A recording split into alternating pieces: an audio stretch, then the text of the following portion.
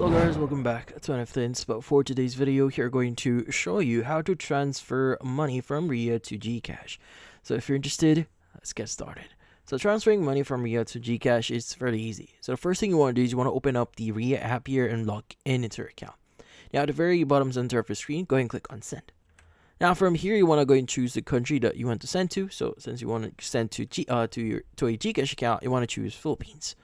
Now from here, you want to go ahead and indicate a few things, like for example, the amount that you want to send here.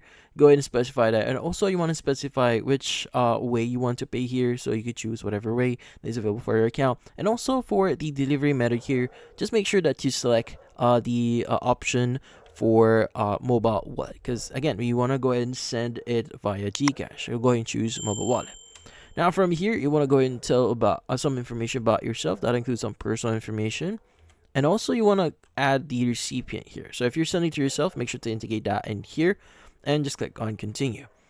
Now from here on, since we've chosen mobile wallet, you want to go and choose GCash here and provide the details for it. So that includes the mobile number for that GCash account.